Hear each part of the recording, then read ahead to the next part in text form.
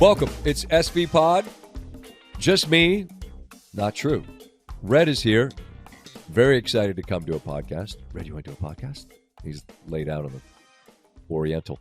Stanford Steve is in parts unknown, traveling somewhere. So we will miss the big man being here with us on this day as we have returned home from the 89th playing of the Masters tournament, which was a lot. I mean, a whole lot, as you undoubtedly watched and consumed whoever it was you were pulling for. In the end, I hope you kind of felt what Rory was feeling or got a sense of the weight of that moment and how much he was carrying that. I don't even know if he really processed until he let go of it. An incredible scene where it seemed that he had it won several times, appeared that it slipped through his fingers, but then ultimately, dramatically, I believe fittingly, I said all week long, I believe every man has a time, and I believe it's his. I told him that before. And in the end, it was his time. And he is not just a Masters champion, but he is now the 6th member of golf's Grand Slam fraternity.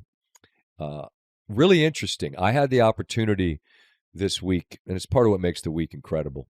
I see my friends, my dear friend, Miss Nadine, my man, Tony, my friends at Augusta National, the membership that are so kind and welcoming to us. You get to see people that you've known for a long time. I got to meet Roger Federer, who I had never spent a second with or ever talked to. And we talked about Fed winning the Grand Slam in 2009. And it was a window where Rafa Nadal had been beaten by Robin Soderling.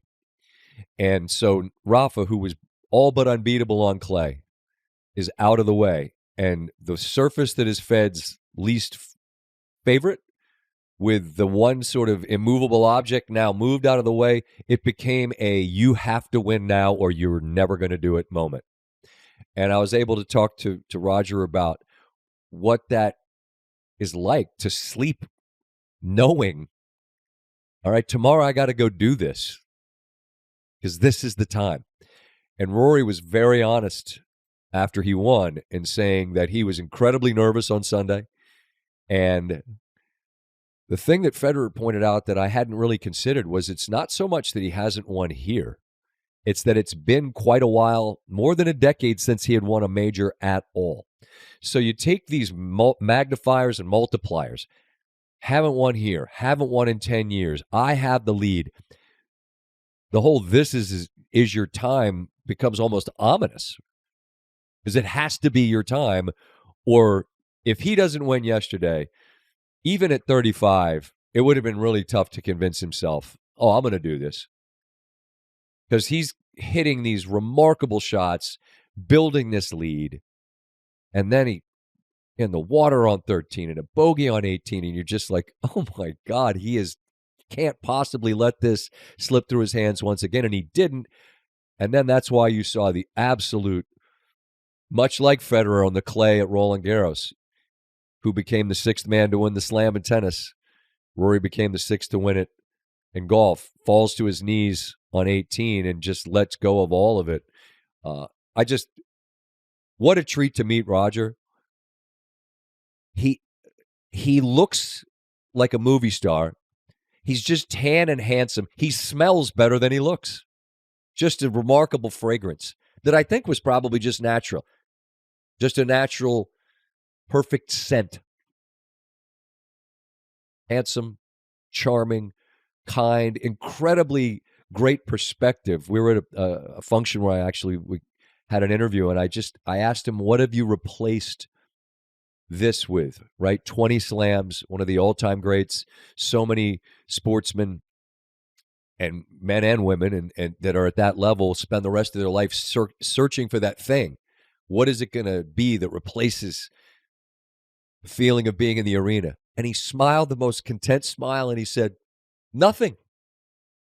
I had a great time. I loved what I did. I loved my life then and now. I have great time with the kids, and I just thought, good for you. On top of being charming and elegant and handsome and kind and great at what you do and good to all the people that you meet. You've got this amazing perspective that, yeah, I was good at that. And now I'm good, man. I love my life. I was just such a different lane that had nothing to do with the Masters. That was a really memorable and wonderful experience. Was getting to spend a little time with Roger Federer, who I thought was able to share the insight of exactly what Rory was facing. And the knowledge that you know what to do, but the burden of having to do it and think about it is a lot to handle. And Rory in the end did. And so what we'll do today, in the absence of the big man, is talk to a couple of people, very different conversations. One that's very event-specific, and another, well, the other is event-specific as too, but for a different reason. We're going to visit with Chris Solomon from No Laying Up and Chris Vernon from Memphis, who provides Masters updates that are a little different than some. So let's dive in and make the main story and talk about the event. For those that love the game of golf, Chris Solomon, better known as Soly, and No Laying Up needs zero introduction. Since 2014, it's been a podcast, travel shows in and around the game. A bunch of guys, shared passion, love of the sport. You know what it's about. For those of you that are just meeting him for the first time, much like our guest a little bit later, I don't know what you've been doing with your life, but we're about to make it better. Soly, thank you for stopping in after what was a truly amazing week, a Sunday that we'll try to frame in context. I want to start by going back before the Masters even began with a text you sent to me. You asked me to talk you off Rory for the Masters. And I said, it's his time. And you said, you're not helping. But I believed what you believed. And I'm curious, why did you believe before it started that this was the time for Rory to finally check that box and join the group in the Grand Slam Club? It is a multifold answer, one of which being we can remember what happened in Pinehurst. It ended horribly. A bogey on the 15th hole, the missed putt on 16, and the missed short putt on 18. That masked an unbelievably impressive day that he was having to that point. It masked the Sunday that we were waiting for out of Rory McIlroy, the charge we were waiting for, the mid-range putts going in, the birdie charge. And it almost, I felt like he has been a different player in major championships the last several years. And I don't know exactly what happened in the offseason for Rory, but I took note of, he talked about when he played his first tournament of the year, that he spent several weeks hitting balls into a net, not looking at numbers, not looking at where it was going, just trying to work in a new hinging feel on the backswing and a new kind of slot he was trying to find it in. And the ball striking was just so good to open up the season, and I watched him so much at the Players. I followed him for as much as I possibly could have at the Players, and I walked away from that before he won that, and I said, that's the most complete I've ever seen Rory as a golfer. Not the hottest. We've seen incredible hot streaks from him in the past. We've seen him get, do the strut, do the walk, and really feel himself.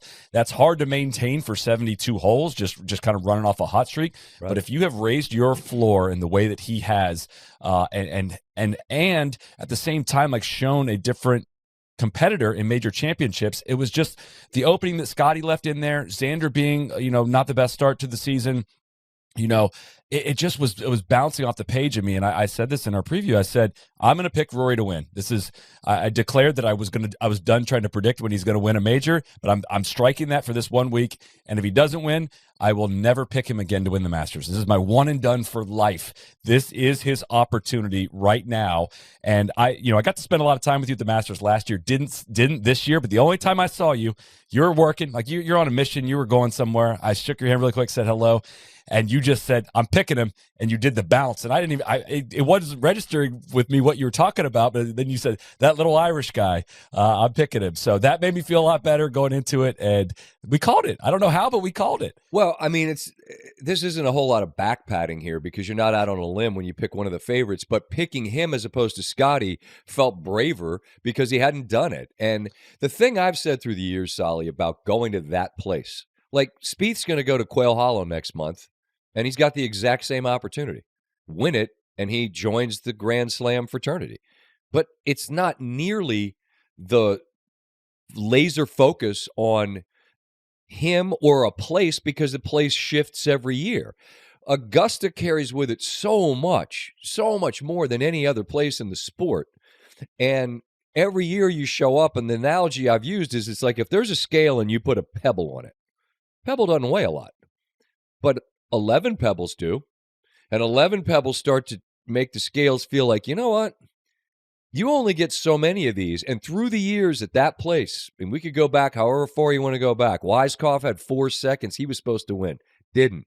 I thought for sure, obviously, Greg Norman. Like, the fact that Greg Norman's not standing up there by the oak tree and at Blazer is really cosmically unjust. Should have happened. It didn't. And Rory, for me, was in the exact same boat. I don't know why I had this absolute feeling that this was the time. Might have had something to do with the fact that he won at Pebble, he won at the Players, and he wasn't perfect there, but he was better than anyone else. And he doesn't need to be perfect to win, and he wasn't yesterday, but he did it. And look, there's a million things to discuss about it and the amazing twists and turns, but I almost feel like the movie Memento. I feel like you got to start at the end and work back. Does that make sense?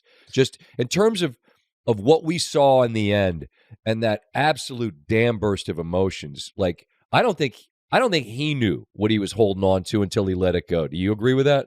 Yeah, because, I mean, over time, he has somewhat publicly tried to downplay what this would mean to him. I mean, it's a really, really, really difficult thing to do, but he's not trying to add any extra pressure on himself. He gets the same questions leading up into the Masters every time. And I think it's extremely fair to say, I could say this based on how he's handled it publicly and things I've heard him say privately as well, that there was a mental block about this place. There was some kind of, to your Pebble analogy, that's perfect, of every single year it's weighing a little bit more. And it's easy to stand up there and say, I got 15 more cracks at this. Like math would say, it's almost hard for me not to win one of these. But when that becomes 14 and that becomes 13, it's tick in the ear gets really loud, man. That clocks, and then you start. And I thought Justin Rose had a beautiful line with me when he was in the Butler cabin on Friday. He said, he's 44, and he said, I'm just trying not to strangle it.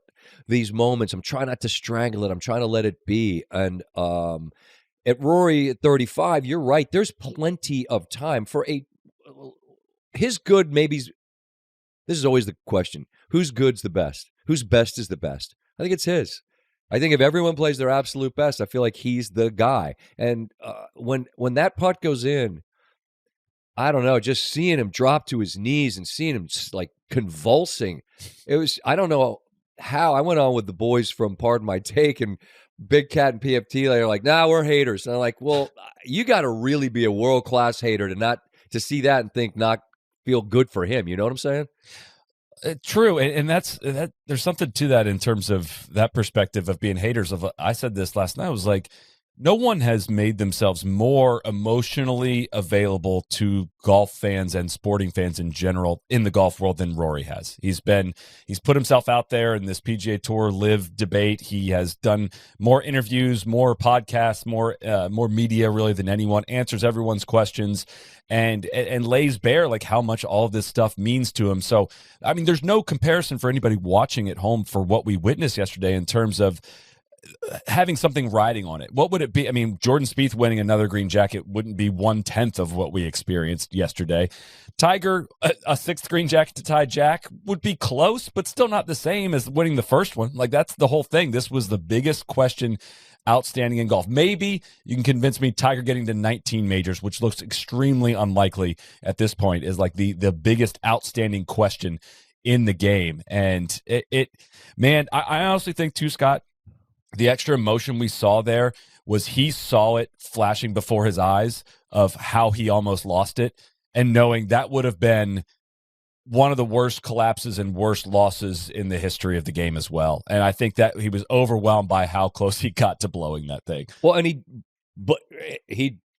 blew it several times. And like the again, trying to work backwards, the fact that he hit a gap wedge that is the shot of a lifetime, because as CBS put that graphic up, it didn't say to win the Masters. It said to win the career Grand Slam. And that's when, on that first one, I was like, oh, God, he's going to miss it. I just thought he was, and then he did. And this is the truth. Like, I'm the host, if you will, of the Masters on Thursday and Friday. It's Jim's show, but I welcome folks on. Here, Curtis and I in the Butler cabin. I don't feel nervous doing that. I feel this odd sense of calm and zen, and I've talked about it. It's a sort of I spend this mental time with my dad right in those 30 seconds. I believe I've talked about it some with you all, that I just think of him, and it just makes me feel incredibly calm because I know what to do, and then I'll do it. I bring this up to say I don't feel nervous hosting the Masters. I felt like I was going to vomit watching Rory try to make that putt because I guess I felt some shred of the angst that he had to be trying to process. And when he missed it, I'm like, oh, son of a gun. And then, as bad as the wedge on 18 is in regulation, as inexplicable as the wedge is on 13, that gap wedge wins him the tournament. And so there's something to that, right? I mean, I'm serious here. Not you, not me, not anyone you know could hit the drive he hit on 18. Either one. But you give me a wedge from 1 1/4, I might hit the green. Even yesterday, wander my big lanky ass out there, I might be able to hit the green from 1 1/4. And he didn't. And that first swing, and you're just like, I cannot make sense of this. So the ability to flush all that and then deliver that shot in that moment, because he knows Rose is close, like that's where stones are evident. And then, I don't even know if there's a question here as much as just maybe the question is just the hitting that wedge, given the fact that that's the club that we all go, I don't get why it's bad. Well, you look at the sequence of events, and every big moment, every big shot came when he was as far up against the wall as he could have been. Perfectly said. When he bogeyed 14, I lost faith. I'm not going to lie. And then he hit it behind the tree on 15, and I think I tweeted out, I was like, well, this is going to be something. Like, this is going to be a do-or-die moment right here as soon as I saw the graphic of how kind of blocked out he was. And almost like, I think there's something to, like, the harder the shot got, the more he could be like, well, I can't, like, screw this up. It's time to go achieve, go do something. And that speaks to the balance of the mental side of golf. Of like, when it came time to grip that club tight, he did. And when he got a chance to be loose, he went for it and did it. You know what North said? And I found it interesting that the fact that he had to hit a hook was actually a good thing because it allowed him to think about the shape of the shot. And he's like, he's going to deliver in that moment because it's a comfortable shot to make. And he felt like, and you knew it. On Saturday, he's walking after the 6-iron, and when he started bouncing after that, I'm like, I literally sat up in my chair, Sally, and I'm like, here we go. And I'm sitting in our room full of our production crew, and we have a great group, and we're all watching together. And I try to keep myself together, but I just literally said, "What a fucking shot!" And then Andy's like, make sure you say that on the highlight. I'm like, I'll try my best not to, but that was my I'm thinking, thank God I wasn't in the Butler cabin and it wasn't my job to say it because that's what it felt like. But then you said it perfectly. Every time he was against the wall, he responded, but then the response needed the step on the neck and end it. Jack and Tiger make that eagle putt how many times out of 100? You got to make the eagle because you go up 2 and everybody's shoulders slump and they go, that's a wrap. But he didn't. Well, I'll challenge you on that, though, because if you remember in 2011 when Rory had his collapse, Tiger had his run. Tiger was the top of the hill, hit 5-iron in from 215 and hit it to 5 feet, and that was to take the lead, and he missed the eagle putt on the Sunday. I don't remember that. Yeah, it's one of the all-time. It was an all-time Sunday. But that's great that you remind because people do the revisionist history and you're like, Tiger never missed a putt that mattered. Well, of course he did. But rather than do comparative shopping here and compare against the 2 greatest champions in modern era, if he does make that putt, it's got to be a wrap. Sure, you can hit it in the water on 16. You can make a mess of the last 2. But I do think mentally a 2-shot lead at that point would have felt like more than 2. But it allowed Rose to make the putt he made on 18, and when he posts 11, then it brings, well, you never know into play. Gosh, I mean, somehow the shot into 17 might be the one we somehow forget about. I mean, Rory? 8-iron from 197, yeah. No. I won't forget. I've never heard him beg. He was begging off the club face. Go, please go. And it did. And Soly, no one hits it close on 17 on Sunday when they have to. And then he makes it. And he had to putt through his shadow. Remember, he stepped out of it? I thought he was going to miss that one. Nobody hits the wedge into the water on 13, and nobody hits it close from 197 on 17. I mean, it was truly, he had, I mean, how many, like, what I would call first percentile shots and 99 percentile shots in the same. Like, I honestly think if you gave me 100 balls from where he, granted, back nine Sunday pressure of the Masters, I know is a different thing, but if you gave me 100 balls from the spot that he was hitting from on 13, if you said, just don't hit a ball in the water, I think I can get pretty close to hitting 100 of them not in the water, right? It's the same, right? Same thing as on 18 with a wedge from 120. That's the thing that's inexplicable. I hated the layup, and I understand the strategy, but my dear friend Gary Williams, who Hall of Famer, coached Maryland to a national championship, he always said that when you play a certain style and build a lead, and then you play a different style entirely to protect from the lead. And we get it because you only bring a big number into play if you go for it, in theory. But from the drive he had, even with 3-wood, you can get on that green. And I mean, maybe this is just the real easy nitpicking because you're thinking, how many times out of 100 is Rory going to hit that ball in the water? That might have only been the one. But I don't know, like, what are the... How likely is it that he's hitting a 5-iron in the water from there? I just don't believe it happens.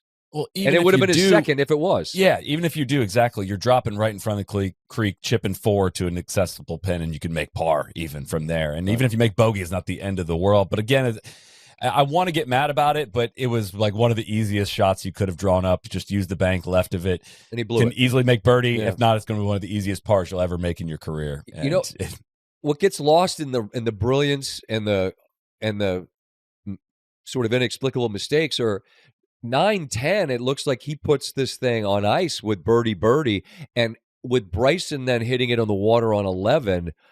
At that point, I did the thing that's the big mistake. I lost sight of the people trailing and thought, well, now he's slayed the heavyweight he's in the ring with. I think when Oberg and this happens a lot on Sunday, there's a guy that you haven't thought about wearing the green jacket that suddenly has either the lead or a chance to lead. And when Oberg's putting on 16, I'm like, this is for the lead in the Masters. And by the way, that guy's going to win one. Like, he's played 2 and second and, well, whatever it was after he made a big number on the last. That 30-minute window was just where I felt like I was drunk because I lost sight of the plot. I don't know. Did you feel the same, or were you a little bit more in touch with who was coming up the leaderboard? No, that was the most emotional day I've ever had watching a sporting event. I'm pretty sure. And really? It just, oh man. I mean, I was absolutely right because I was devastated. I've rooted for Rory basically my whole life. He's part of the reason why we have the platform we have. Like, he's always been so gracious with his time. He helped put us on the map. Like, I just have always appreciated the way he goes about his business. I've appreciated the stance and the leadership role he's taken in, golf civil war. And I think it comes from an extremely principled place that is representative of what golf fans want. And he's taken that burden on, and that has only added a layer to me wanting to see him succeed out on the golf course. And so, yeah, I walked away with this takeaway too. I don't know how many Masters I have to see before I fully accept. I don't like the old adage the Masters doesn't start until the second 9 on Sunday. But I don't know any other golf course that promotes a style that you can't look away until the very end. I mean, Jordan Spieth in 2016 taught me even when he got through the 12th, I was like, big exhale, but I've got scar tissue here. I've seen an insurmountable lead disappear in inexplicable fashion before, and it happened the very next hole. And then you see these crazy runs. I wrote Ludwig off 5 or 6 different times of that bogey will do it. That's too much to overcome. Nope, 3 birdies. Here he comes again. Rose, after his Saturday, I was like, I'm okay. Almost 45-year-old Justin Rose is not going to make 10 birdies on Sunday to go make a run. This golf course, it lets you, gosh, I try not to get too syrupy when it comes to Augusta, but There's no place that promotes the dream of a miracle round. Think back to Jordan Spieth in the final round of 2018. Ended up being 2 shots short, but was a birdie away from shooting 62 and almost running down Patrick Reed to win that Masters. And a place that will cause you a level of agony that's hard to describe, like it happened with Spieth in 2016. And we almost saw that yesterday with Rose shooting a final round 66 and Rory collapsing in spectacular fashion. It ended up going Rory's way, but there's just I've covered this event for 12 years now. I've been the last 2, and I've watched it since I was a little kid, and I feel like I'm only just now beginning to fully accept how great and how grand this championship is. Like it evokes a level of emotion that is unmatched by any. The golf course is unmatched by any, and it just transcends golf. And I just so feel very lucky to be in a spot to be able to cover it in this era. That's why I always talk about it the way I do. I was on with Marty last week, sitting at my spot on the 8th hole in the par 3 course, where I just take a minute and take it in and just be grateful and present and all that. I always say the Open Championship's the greatest championship in the sport. It's because they invented it and they played for it longer than any other, and it's just showing respect for that. But there's no place in the game that feels like Augusta National. Nothing. And this weekend, it was, if you drew it up, you can't get better weather. It just, and it felt like it was big. History's made every year there, but this year it's a whole different level of history that could have been made, but almost wasn't. And then I'm going to get to DeChambeau eventually, but I don't want to just miss this window to mention Justin Rose. Yeah. He's runner-up the last 2 majors, Soly. At 44. You forget that's what happened in the Open, but there he was, and he had a chance there. And we don't talk about the second 9 in the Open, but he's right there in the mix, throwing haymakers. And then for him after Saturday, at 44, there's a stat that we had on and CBS mentioned throughout that 5 first-round leads, that's more than anyone's ever had. 10 rounds led at the Masters at the end of a round, which is the most anyone's ever led without winning. The last 2 playoffs there have been, both times it's 2 European Ryder Cup stars. Both times it's the other guy that won. It was Sergio in 17. It's Rory yesterday. And Stuart Sink had a tremendous tweet about, like the gist of it was that what it must be like to be a decent guy trying to win a major and not one person's rooting for you, because of course it's Turnberry and it's him against Tom Watson, and Stewart's like Rose, a great pro and incredibly likable guy that just was the wrong guy to be the character that day, because the main character was the guy everyone was pulling for, and Rory. And I really feel for him, because you've got to sort of be gracious in a moment where you have to be just crushed, I say this, and I'm not a historian. Maybe there is somebody that I from back in the day that I don't know the answer to this question, but I don't think in my brief research last night that anybody else has lost in 2 Masters playoffs and not won a green jacket. And to me, I think there's something to twice he played 72 holes at Augusta National and nobody beat him, and he got 0 green jackets out of it. That is like a level of sting of like, there's no greater, definitely not in golf. There's no greater gap or chasm between a runner-up and a green. Like, you think of Lynn Matisse and Mike Weir is synonymous with the Masters. He won the Masters. Lynn Matisse 3-putted in a playoff to not win the 2003 Masters, and he does not get to go hang under the tree every single year and wear the green jacket and be in the photo. I'm standing on the under the tree Sunday, and I'm talking to some family members, and a guy walks up. Hey, Scott, you're doing great. It's so good to see you. How you been? How are the kids? He's like, I got 2 grandkids. He's like, no, you don't. It's Chris DeMarco. And he goes walking away. And I said to the group, I'm like, that wasn't a guy in a hat. That's a guy that came this close to winning the Masters. People forget Tiger. People forget Tiger. Have you ever in your life? Tiger bogeyed 17 and 18. DeMarco hits the stick. He almost won. And I explained to people, I said, I've told the Scott Hoke story, and it's the same thing. I'm standing there. A guy on the other side of the rope says hello. Once it was Scott Hoke who missed a putt that was this long. And when he walked away, I was literally shaken to think that man's entire life is different if he makes a putt that's not 2 feet long, but he didn't. And he drove up that day with Andy Bean, and he hadn't been back in like 20 years. DeMarco, he continues on, plays really good golf Champions Tour, and Hoax feels more tragic just because he literally had a putt this long, and DeMarco's would have been like somewhat miraculous. But still, and I said to the group, I said, you understand that man that just walked away, if he makes that, he's in a green jacket standing under this tree for the rest of his life. And that's the thing about that week, Soly, that event is a kingmaker, and you're a king a week a year, as Wright Thompson always says. You get to come back and put on a jacket that reminds you who you were the best week of your life. But that's what adds gravity to the jacket too, as well. Like the heartbreaks, like it wouldn't be the same if it was if we didn't have these stories of these guys getting so close to it and not getting it. I think DeMarco is, by my records, the only person ever to finish solo second twice to Tiger in majors. Like twice he beat everybody except for the greatest player of our generation. And right. So Open Rose Championship 06. Yep. So Rose twice finished tied. No one beat him, but he lost. And DeMarco's like, I beat everyone not named Tiger. Twice. I mean, that's the thing about that place, the old Weiskopf line years ago. His other one was Hoylake. It was not his one Masters and the Open 06. I beg your pardon. DeMarco finished second in majors, but yeah, never got a major either. Even so, like that, I beat everybody except that guy. Exactly. Right? That's worse. But there's the mythology of the place is real. You've experienced it. I've been lucky for all these years to do the same. I don't want to miss the chance to talk to DeChambeau. Afterwards, he's like, he never talked to me. And it's like people thought that the bluster of Bryson, people's champ, might affect Rory. And instead, Rory just icing him might have kind of been like, what's this all about? But I'm left with this. 20 years ago, I'm at Shinnecock. We're all at Shinnecock covering the U.S. Open. We had it then. Goosen and Els are in the final group. Goosen's got a lead.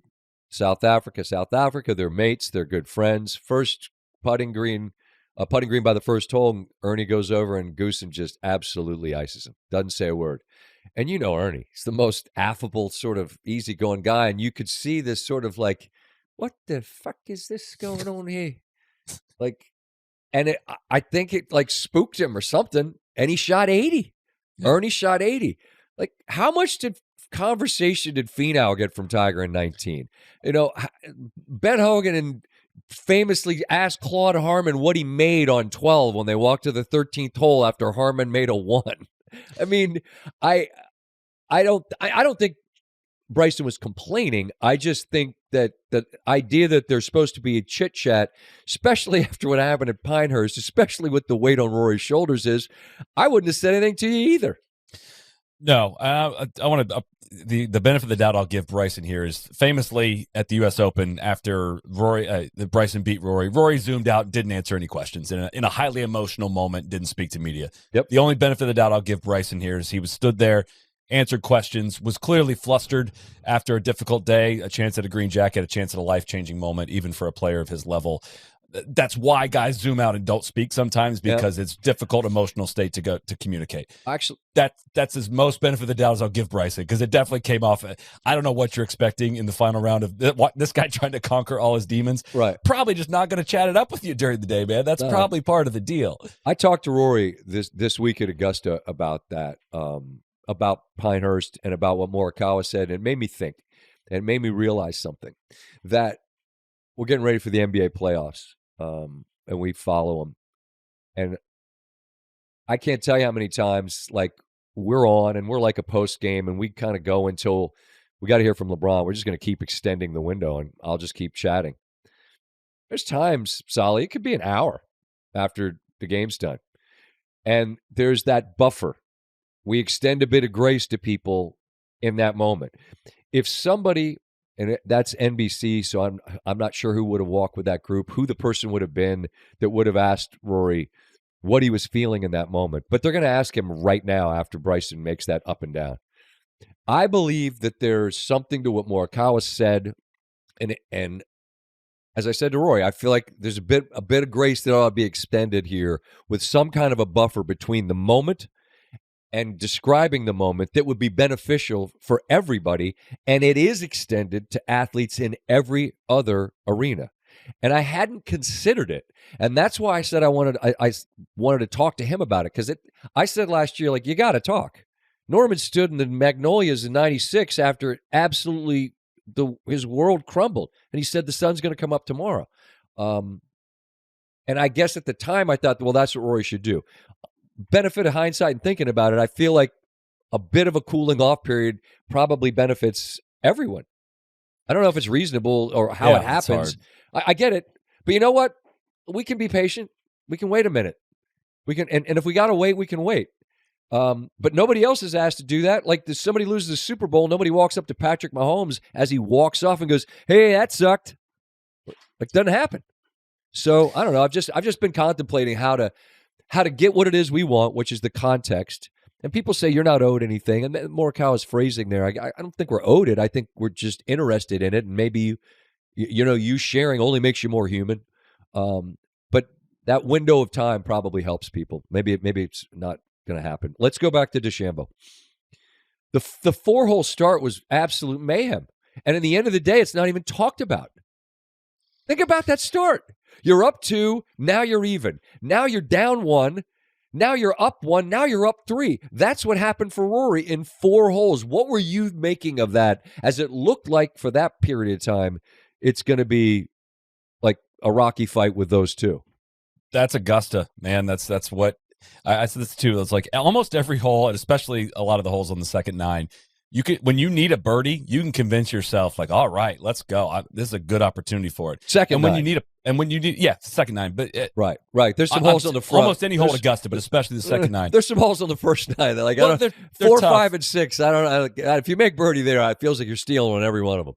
But all of a sudden, like 2 and 3, I look at it and I'm like, when you got a lead, you're kind of like, ooh, I better make birdie here or else it's going to feel like a bogey. Then the hole just starts to look a little different, right? You start gripping it a little bit tighter, and that was it looked like Bryson kind of freed up there from the jump, hits 2 and 2, and Rory kind of struggled to hit both fairway bunkers. But so at this point, I'm like, all right, if I'm like, Rory hit the ball better than Bryson did in those first few holes and had nothing to show for it. He's a yard away from covering the bunker on 1, yard away from covering the bunker on 2. Bryson scrambled and made par and birdie, and Rory plays those in 2 over par. And it was like, all right, what's going to win out here? Is this going to be a crazy, weird, fluky day? Or is like Rory's prowess and how much he was outclassing Bryson with iron play over the course of the entire week, is that going to finally win out? It feels cruel if it doesn't, because he's really, Bryson is scraping it around and managing his way into the hole.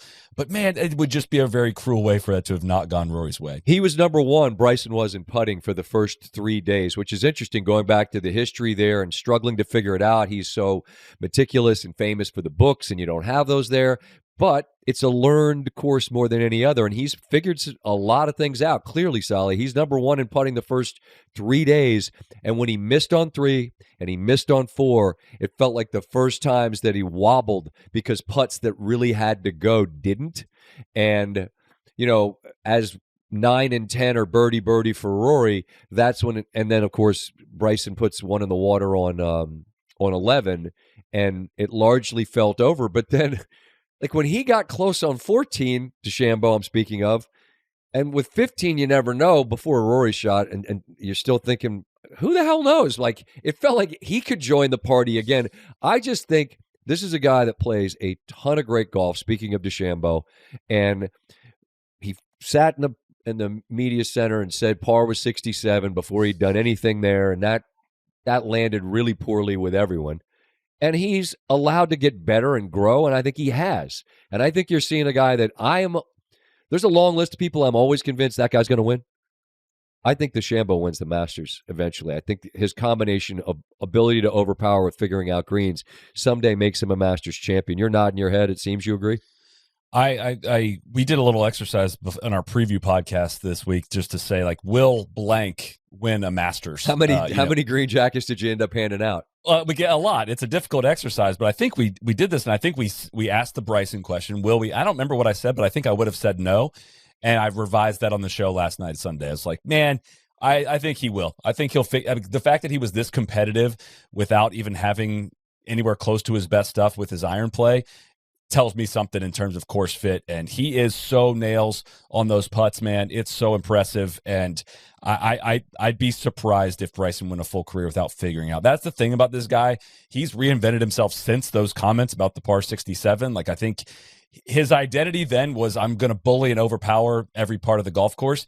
He still has that power aspect to it with more precision in how he handles the rest of his game. I'm impressed with what Bryson is able to produce in major championships. He's not had the most success recently on Live, like on a week-to-week basis, but he's kind of taken on the Koepka approach of like, hey, these several weeks, I'm going to be involved. I mean, look, he was so close to the PGA last year. Obviously, he won the U.S. Open and a close call here at the Masters. It's you gotta just tip your cap to him at this point. No, I agree, and I think this is the course that you learn and you figure it out over time, and he's absolutely been doing that. And last year, he came into to Butler because he shot 67 first day, and he came in both the first 2 days. And I remember remarking to people, both that I worked with and just in general, because all my friends are big fans of yours and just big fans of the game. And I said, you know what? He felt different, and he just felt like a guy that we're all allowed to grow. We're all allowed to evolve beyond things we've said or things we might have thought and that weren't who we then become. And I think you've seen that. I think you've seen him embrace how he is embraced by fans, and I appreciate that. I appreciate watching the guy play. He does remarkable things on a golf course. But go back to where this all started, and keep me honest here. I know you got stuff to do too, I'm sure, on this Monday as I ramble about the Masters. But I'm supposed to be on McAfee maybe in 10 minutes, but I don't have a link for that yet. So then keep me. Well, then I'll button this up. I just thought it was Rory's time. So did you. In the end, it was, with whatever wobbles, which only magnified the moment and maybe make it. I don't buy into he had to make it. No, he didn't. He could have made a par on 18 and just walked off, and it would have. It even feels larger because I think that release of emotion was what it was, because he almost let it get away. But he did. You want to hand out some green jackets with me, because this is easy to get swept up in this, but. What's the over under for additional? Like, if I set it at 0.5 over under for green jackets for Rory, over. Andy and I did this over and I last night. Over 1.5. It's tougher. I think two's a lot. It's a lot.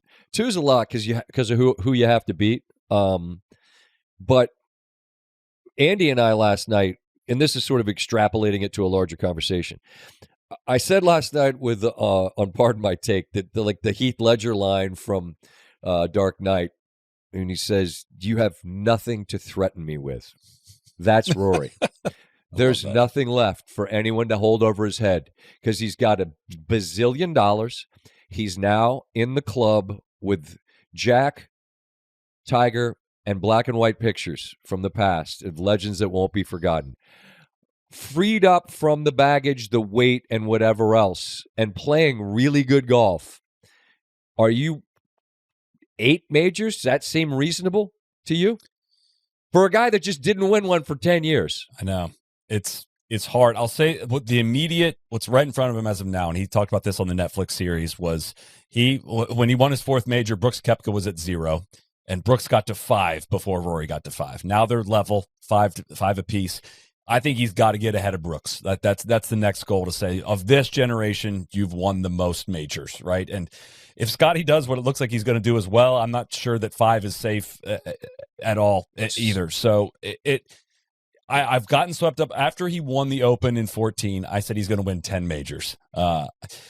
Maybe that's alive now. I don't know, but I've regretted that obviously a lot at times over the next 10 years, because it's easy to get swept up in these exact moments and hand them out. We just saw how hard it was just on the second 9 yesterday. It's really, really difficult. The odds are not with you. If he won 2 more majors, I think that would be just an unfathomably successful career. I'm saying he gets to 8. I really believe it. Yeah. He's 35 years old. He has a swing that feels timeless. He's strong. He hits it a mile. And now without this, and it's not just not winning this one, Soly. It's a decade plus of having to answer, why haven't you won one? you have nothing to threaten me with. I love it. He's Mario that just ate the big magic mushroom and can run through walls. So I think the sky's the limit. I think it was like you did, an incredible event. I'm sorry we didn't get to spend time. We got to hang under the tree last year. It was one of those weeks where I felt like I missed a lot of folks, but I appreciate you making the time here. I'm sure you have other places to go. Is there any other final overarching thought you have as it relates to Rory, the Masters, or whatever? I'll give you the final word. I'll tell you this. I came home for the weekend because we have 3 young ones at yes, home. You do. Help on the weekend. And my daughter was up sick last night. She was throwing up. I had to go in and change the sheets multiple times, bathe her multiple times. I was up all night with her. And I was like, man, I'm extra glad Rory won this. This would have been the most miserable night ever if he'd have blown that. And I got to spend my whole night cleaning up, throw up all over the place. But that's what, like, I don't know. You do such a good job of documenting this stuff too, of like just the journey of being a sports fan. Like the older we get, the more cynical, the less kind of some of the mystique there is around the game, the more it gets serious about the business side of it. And I felt like a kid again yesterday, of like living and dying with the emotions of a sporting event. And that's not something that I get more and more of as time in my life goes on. And I'm just grateful that this tournament exists in the way that it does, and how, people like yourself have done such an amazing job documenting it and presenting it to people at home over all of these years. Like that's what made yesterday special, was in the 50s, the approach that both Augusta National and CBS took towards broadcasting golf back in the day, and how they've presented their brand over many, many years, and how they've made that place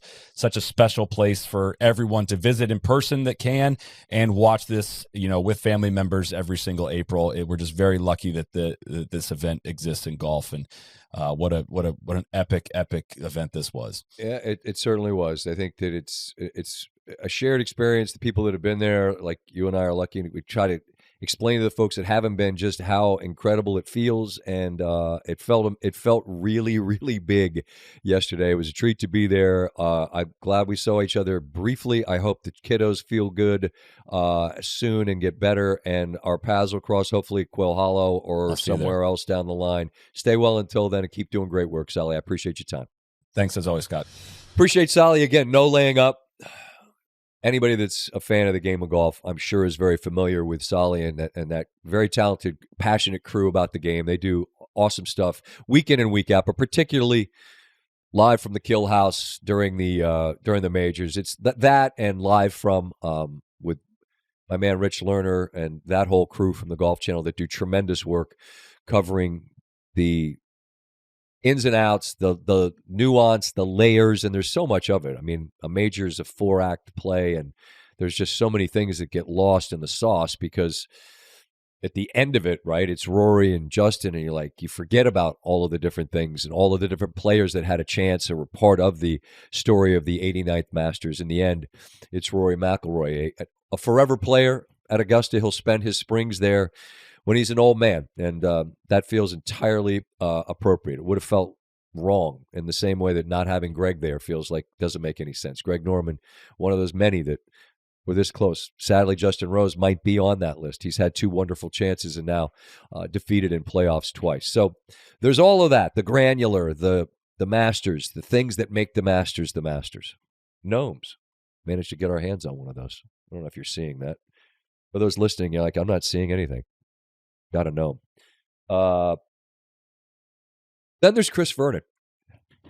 And if you don't know who Chris Vernon is or what he does, well, you're about to get familiar with a man who's made his spin on Augusta National's crown jewel and the Masters part of the week. This week I became part of it as well. So let's welcome in Chris.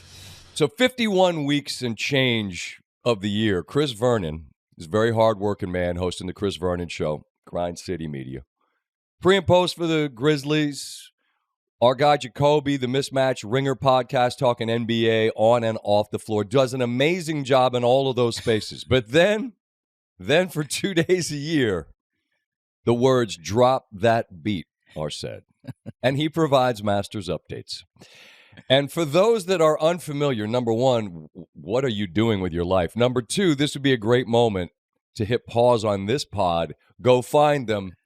You're going to go down a wormhole. I might lose you. You might not come back. This is actually probably poor producing here, Chris. But then come back, and you can hear the description of what it's all about. Chris Vernon joins us. Is this the first time you and I have ever talked like human beings to one another?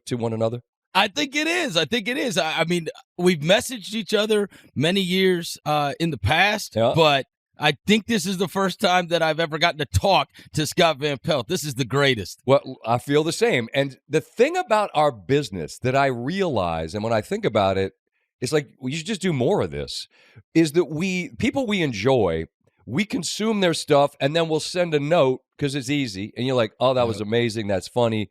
Or, hey, I'm whatever you need for updates, I'm down to do promos. I'm all about that. But we often don't cross paths either like this or in person. And so last night I just was like, will you come on for just a few minutes so we could talk about this? And here we are. So I'm grateful. I know you got a show to do, so I'm going to try not to get too in the weeds here. But I'm thankful for the time.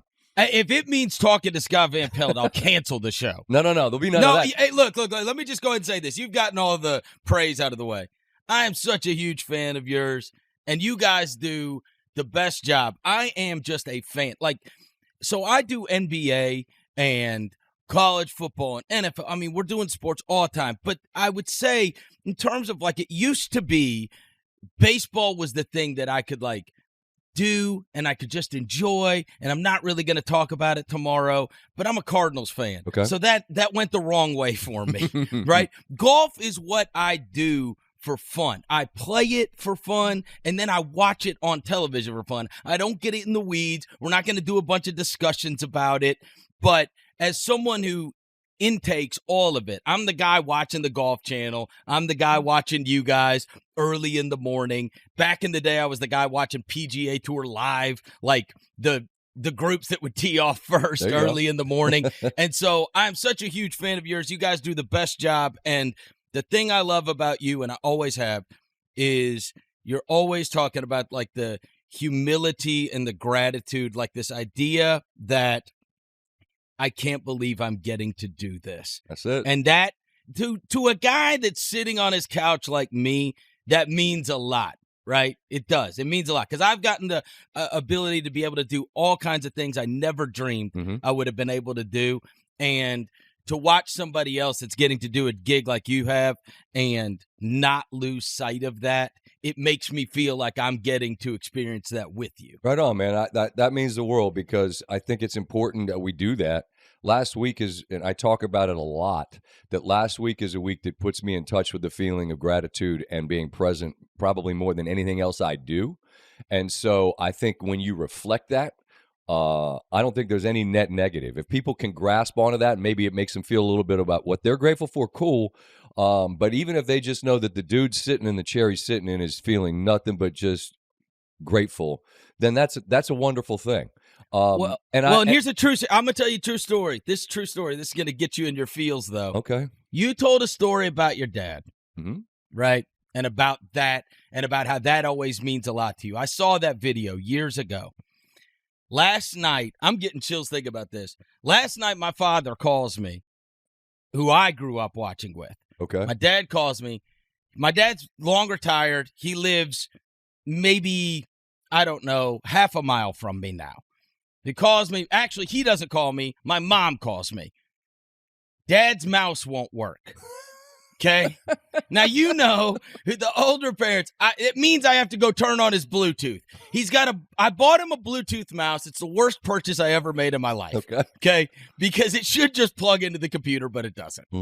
So anyways, my dad's 76. He's not in the best health. He's in a wheelchair. And there I am last night, and I didn't care anything about the mouse. I just wanted to go down there and talk about the Masters with him. We didn't watch it together yesterday, but then I got to his house last night, and I'm sitting there talking with him. And, you know, it's crazy because I goof about the fathers and sons thing, but whether it's Nance, whether it's you, it's so crazy how many people grew up with this connection with their fathers over this tournament. Yeah. And there I was last night, all these years later, as a grown adult, trying to fix my father's mouse. And all I wanted to do was talk to him about, I cannot believe that Rory did that 5 times I thought he blew it. Yeah. Never, ever, ever take for granted that exchange. Like, I tweeted something out about my mom calling me trying to figure out how to get on one of the apps to watch a game, and she and I are in an absolute hysterics, just laughing. The harder a time she had, the funnier it got, and then people like, don't take that for granted. I'm like, please don't miss what I'm saying. Yep. I'm so grateful that I have her to have these moments with, and then the mouse is an on ramp to the Masters, and now you get a chance to chop it up with him about that. All of this is very sweet and sentimental and sincere. Does your dad know that there is a bear, a dog, a bee, and a frog, and you with a pimp stick? He does. Sunglasses, a bunch of rope chains, and a hype man. Like, this is why you're on today, to share with the people. The origin story's been told. You'd done it for a while. It felt like COVID is when it really became like exploded, wasn't it? What year was it that it became like a thing? Yeah, no, we did it as a radio bit for many, many years. And then once we got a camera with studios, we turned it into a visual bit. Sure. But really, it was everybody was in the house. The year that it was the Fall Masters, right? The one that DJ like ran away with, and so everybody's in the house. All anybody's doing is looking at their phone all the time. And so we had done it and we had a good audience for it, but never like that. That was like the first year it went like mega viral, and it changed that bit dramatically. Define mega viral. Like last week we had Masters Update 1 and 2. Like what kind of numbers does that get on views? And I know it gets hard. Maybe it's hard to measure just because one person shares it than another. But we're talking like millions of views. Yeah. It's usually millions. It's usually millions. And obviously, the more people shared, and what's crazy now is this year, like because of like Instagram Reels and TikTok, and there's all of these things that people are just scrolling all the time, that you end up getting in all of these algorithms. And what's crazy to me is this year, I probably have had more people this year say, how have I never seen this? Oh, well, that's in good. The years past. No, it is, but it just means the algorithms are, I guess, different this year for whatever it's getting in. Okay, so I am incredibly, going back to the idea of gratitude and being fortunate, my job Thursday and Friday is to sit in the Butler cabin and welcome people into the Masters, which you want to talk about your mind. There's no way you can process that that's what you do. Right. And that's my job. And I can't believe it. My friends, and I'm sure you have a group of friends in a text thread who got your back from the jump and are going to be with you until the end. Like your ride or die guys. That crew of guys, they know that's what I do, and they are unimpressed. But the thread goes bananas because they're like, yo, you see your boy Vernon? Like, name checks you. And I no, I haven't. I'm sitting here like working on what I'm working on. And then it's just clipped, and I'm getting it from all corners. Last year, this is funny. Last year I'm at the beach and somebody says, hey, you know Eminem just put you in a song? I said, he did? And there's a song called Toby. And Eminem put me in a song, and then you put me in Masters Update 1, and I just feel like I try to be a grounded, humble guy, but I might be through with that. I might just get real brand new, and I'm getting name-checked by you in Masters Update 1. So I'm just saying thank you for that, because I have got cachet now with my guys that I have not had in decades. Oh, it's so great to hear. It's so funny because obviously I've communicated with you a lot over the years, and I ended up feeling bad because I just started rounding off names. Scott Van Pelt, I name checked Shane Bacon at one point, whatever. And I get a message. It's a true story. I get a message from Trevor Immelman. He's like, do not forget about me. And I was like, oh, my God. And he's a Masters champion. Who's sitting in the Butler cabin along with Jim Nantz doing the broadcast. And see, that's the thing that you need to understand is that in the absolute epicenter, in the middle of the most sacred ground in the game of golf, you've got a guy that's got a green jacket. And he's like, yo, what about me? How cool is that? Hey, I'm going to tell you an amazing story. So last Thursday night, the Minnesota Timberwolves played against the Memphis Grizzlies, and it was on TNT. And I get a message in that afternoon. We've done the Masters updates, and I get a message. and it's Brian Anderson, who I'm a huge fan of. And Brian Anderson is going to be calling the game with Stan Van Gundy. He's like, hey, show up to the game early. I want to meet you. I was like, you got to be kidding me. This is crazy. So, of course, I go early, and I go meet Brian Anderson. I've got to tell you something. He goes, I called the match in Arizona several years ago, like one of those made-for-TV matches on TNT. Right. I never heard of you. And Trevor Immelman was like, you've got to see this guy. He goes, I had to tell you this story. You were introduced to me by a guy who has won the Masters. I'm like, there you come go. on, bro. This is, what a world. What a world. But all the guys know, too. And the funny thing is, like a guy like Tony Finau is the best. It couldn't be a cooler guy. It's that earworm or whatever you call it. Like, I can't say in my brain Tony Finau without immediately thinking where he be now. Like, that's where that's what it's become. And like Morikawa's got the power. Like, there's all these guys that it's just, I have to, and again, I mean, there's a certain, and you take that tone initially before the beat drops, but there's a way, I think, to do the job where you're showing reverence, but it's not too much. By the way, I've never told anybody this. So this is SVP exclusive. I love it. When I start off and I'm doing like the reads or whatever, those are all literally word for word, either like Jeremy Shapp or Jimmy Roberts or Jim Nance. Like, I went back on YouTube and watched openings of the Masters and pulled, and of course I'm writing it down, and I'm like, this is crazy. Like, some of these words imbued by the, and it's always, I mean, it's so serious. It's all a young boy in Northern Ireland, and I was like, oh my God. Well, and then the beat drops and all bets are off. And I'm interested in a little, I don't want to give up too much of the secret sauce, but I'm curious. Like, it's a small field. There's certain guys, like, you've got certain go-tos. Know, I have words that rhyme in my back pocket. I got things I'm going to do. But then the leaderboard's going to dictate where things go. And then I always think about this, like when a dude shows up to like Sway and they're gonna freestyle, like, you're not really freestyling. Like, you've had this, you've rehearsed your freestyle. So I don't mean you, I mean, like, no one's that good to just go for 8 minutes just off the top of the dome.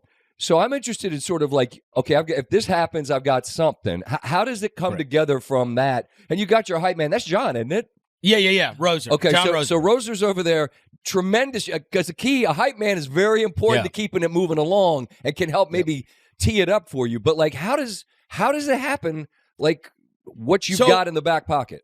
I'll give you a perfect example. So I've got maybe 3 sheets, and I've got like it'll just be a blank sheet of computer paper, and I would say honestly there was probably 5 of them I had written down. Okay, and then that's the rest. True. I don't doubt Correct. that. Yeah. I think 5 of them I had. So I keep it in my iPhone notes. My favorite one was when is A pronounced O. When Ludwig says so, ho. Yeah, I had that one. I knew I was going to make fun of Colin Morikawa not talking to the media. Walking. I knew I was going to do the Ludwig A and O. I think I had a Cam Smith mullet one, and then a lot of them, like at one point, I think in this year's updates, we really had no idea who Matt McCarty is. We don't know you. No, that was off the cuff. Yeah, we don't know you. So like, I have no chance to prepare for that. And then some of them are like throwbacks, right? We've done Justin Rose, Kissed by a Rose Like I'm Seal. Mm-hmm. We've done, so there's some of them that we know there's going to be. Oh, the rhymes with Schauffele, that one is. Nothing rhymes with, although how many have you got now? You got 3 or 4, I feel like. You made another rhyme with Schauffele.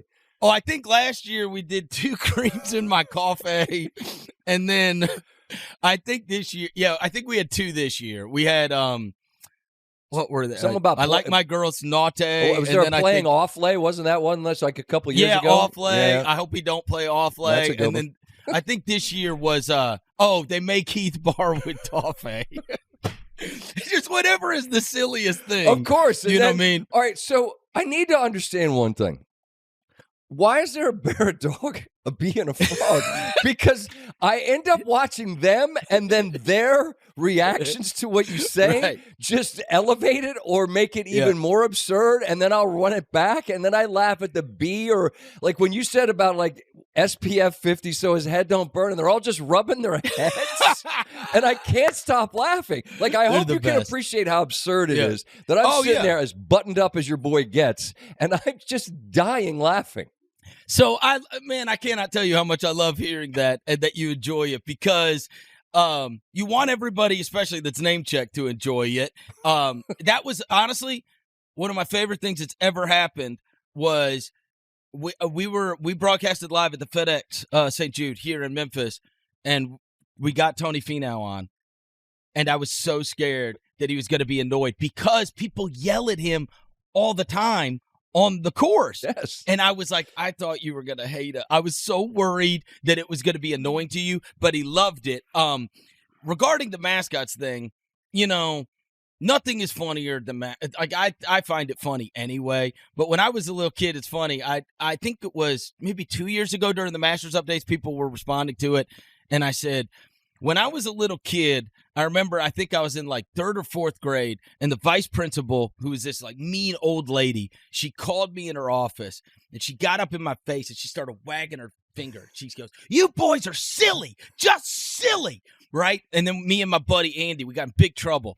And I really feel that was like this origin story, you know what I mean? Yeah. Where I was like, you know what, lady? I'm going to be silly forever. God bless you. And so now I'm old, and, now I got kids that are growing up, and I still like Muppets are fucking funny. They're just funny. Yeah, dude. Every time I see a big-ass Muppet, and I call them Muppets, and then there's mascots that take it they're like, we're not Muppets. Oh, like, yeah. Relax. We're just having some fun here. You're dressed up as a giant fire-breathing dragon on a GoPro, like so with a GoPro on your head, riding a razor. Relax. Behind me, there's the dog, there's the dog, there's the frog, right? Like, we got these mascots, and there's a female bear. That female bear was not supposed to be there. I said, we had a discussion. My homegirl Jenna, who helps run our show, she was in charge of getting all, like, these mascots are like basically in like some storage bin somewhere, and she has to bring them out, right? Sure. And I said, Jenna, we had like this thing. I said, I want the walrus. There is, if you go back to like some old ones that we did, there's a walrus, and it is ridiculous. And we cannot find the walrus. All right, we don't know where he is. There's an APB in Memphis, I assume. For the walrus. Where's the walrus, man? We don't know. We're not talking about Craig Stadler. We're talking about an actual walrus Muppet outfit. Yes. We must find Chris the walrus outfit. It's gone. I mean, in some ways, it's actually better. The fact that there's a missing walrus somewhere in your town is incredible. I had written down my all-time favorite. I think it was Sandy Lyle. And you said fishes and loaves. Do you remember that? I don't remember, because he's a faith-based guy, and you dropped, we're talking fishes and loaves, and I don't remember what happened on the back of it, but I just was like, I give up. I think that was probably Roser that shouted out fishes and loaves. Did he? I think it was Sandy Lyles in the Bible. Yes. And right? then he said fishes and loaves. So old that he's, That was it. You said he was so old he was in the Bible. He's in the Bible. Oh, my God. I can't get over this whole thing. Sandy Lyle's still alive, right? Yes. I mean, good. Sure, he just isn't playing in the Masters anymore. I got you. But fishes and loaves. Listen, you have a show to get ready for. I assume the bulk of it is going to be, you're in Memphis, like we're talking playing. Like, what's the? I don't want to hard left, but like you all right? We good? Yeah, no, we're not great. I didn't think so. But I saw John's stream the other night, and he was talking about like a text thread and hardcore edging. Things of that nature. I'm gonna tell you something. It got dark. I bet it did. Dark. Look, yesterday, on the Grizzlies side of things, it was very good for the Clippers to win. If I'm being honest, Clippers would have just mauled us in a play-in game situation. Okay. Just played the Warriors last weekend. Steph had 52, and that game was very, very, very close. He came on with me afterwards. Yeah, he had like a dozen threes, and he checked a couple because he was trying to catch Clay. But that game went back and forth. Y'all had the lead in the fourth quarter. And that was and he had 52. I mean, he was otherworldly. Right. So I do think that they're and they don't really have, whereas the Clippers have like a myriad of huge wings, they don't really have a great answer for Morant. Morant has great games against them. Yep. And so it's the Grizzlies beat them in the play-in a couple of years ago in this exact same scenario. It was 8-9, actually, at that point. The Grizzlies had won against the Spurs, and the Warriors had lost the 7-8 game. And then Memphis went there, and Morant was the best player on the floor. And so things have gone tragically wrong. They have not beat a good team in forever. But in terms of if you've got to be in this dreadful situation, they're playing a team that they have had some really good games with that I don't think it's a total foregone conclusion. And this is the duality of Chris Vernon. Very succinct and on point analysis as it relates to the Memphis Grizzlies, juxtaposed with Fishes and Loaves and the Masters updates. And I got to thank you. Look, you really helped make that even bigger. You and so many media members that have been so good to us over the years, passing it around. And can I tell you something? I don't do anything. I don't think like stuff. If I love it, I love it, but I don't love a lot. Yeah. And what you do is consistently, amazingly funny, which ain't easy to do. I don't know how you do the voice because when I imitate it and say, "Go on," excuse me, I can't even go on like once, and I'm like, that's it. That's all I got. Because but see, you got that great like sort of I don't know. You're on that Method Man spectrum where you got a little gravelly voice there that I love. Saturday, I was shot. I went and played. Left it all on the field. Yeah, we had a tee time at 9:30, and my buddies were laughing at me. They were like, "Dude, you can't even talk," and I was like, Try it. Try for it, 8 straight minutes. Try scream. I mean, I don't scream like on a regular basis. Your resting posture is not that. Yes. And the other thing is, I don't train for this. You know what I mean? Like, I'm like, how is everybody? Everybody's like, can you believe LeBron James is still doing this at 40? I'm like, what? I'm like, what? He like spends $1 million. Like he prepares for it. I want to see him get in there and dance and sing. I have no cardiovascular fitness. I have no voice left. I'm like, what's more impressive? Seriously. What you do is one. It's one of one. It's one. You and LeBron right there side by side. Shout to all the people behind you. Your hype man, John. Oh, we best. Must find the Walrus. I know you got a show to prepare for. Hey, I got one question for you. Because you guys are going to be talking a lot about the Masters. Where were you? Where were you when it happened? Like he hits his knees, he's on the ground. Where are you when that happens? In our television compound, because you got to try to thread the needle of when are we going on, and I don't want to miss it. And there's so many patrons that surround 18, you're not going to get a good look at it. And so Andy North and I are in our television compound there, waiting to go up to our set, and of course, we'd been sitting there for a while because he missed that short one. Right. And, he won it and lost it like 4 or 5 times, which only magnifies the drama and the accomplishment to me. But I've been there. Look, I've been lucky, Chris. I've been going there for a long-ass time. And I was trying to, watching him walk and watching him process in real time what he was feeling was wild to see. And it seemed like, wow, that's the one. And then you go back and put on 19 and watch Tiger hug Charlie and Sam. And his mom, God bless her soul, that's the one. 19 and Tiger's still the one. It's the loudest I ever heard that place, but I'm telling you, it was the same kind of deal yesterday. And Justin Rose couldn't be a greater gentleman, but he was in that space where, unfortunately, he was the wrong dude yesterday. Everyone was they wanted to see it, and then they did.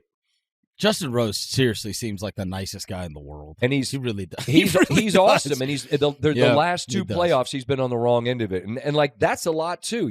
That's where you're Rose, and you're like, hey, it not for nothing. I've had some disappointments too. Like he's finished second in the last 2 major championships, so you feel for him. But I said it a million times. Every man's got a time. I thought it was Rory's, and eventually it was. So we'll never forget that one. You know what I mean? So many times in sports, we deal in hyperbole, and we think we're going to remember things forever, and we just aren't. Like, we just we move on to the next thing. That's because life is like, life's this like one, we will truly never forget that one. I'm with you. I believe that. I'm with you. And I won't forget where I was when I found out that I was in the booth and that you thought I was the truth. So, you're allowed to have a phone? Bro, I got a little pink sticker on the back that allows me to have it. Don't tell anybody. I just told the world. Yeah, there's a few of us. But the few of us, like, just it's very low key. Like, you don't pull it around, because if you do, security's like, excuse me. You're like, no, pink sticker. Okay. You don't make a big scene of it. It's just sticker. I only use it when necessary. Like when my friends say, have you seen Masters Update 1? I have. Thank you very much. Now they're going to have to change the color of the sticker because you've said that. Well, it's different every year, man. No, because there's going to be people that show up with big stickers on their phone. That's true. Next year will be a different. Keep it low. Keep it low. Get ready for your show, Chris. My man. Sincerely appreciate you. Stay healthy. Keep doing what you do. Let's find that Walrus costume. If I see a Walrus next year, I'm going to lose my mind, man. Thank you, Scott. You're the best. Oh, and by the way, congrats on Buzz Williams. Buzz Williams is the best. Well, we're going to see. He's out there working hard in the portal, man. He's great. That's a whole other conversation. College sports is bananas, but we're gonna back him and see where we go. You keep doing your thing, brother. You're the best. See you, Scott. See you, Chris. Appreciate Soly. Appreciate Chris Vernon stopping by to talk Masters. There's obviously a ton more going on. We have NBA playoffs, play-in games getting ready to get going. My first Sports Center this week will be on Wednesday following the Sacramento-Dallas play-in game. Then we'll have the Stanley Cup playoffs, which get going. College sports is insane. I didn't want to bring up Nico for our guy, Jack, part of our Omaha Productions crews of all. I don't know how we're feeling there. College sports is just a mess. The portal, could we get some legislation?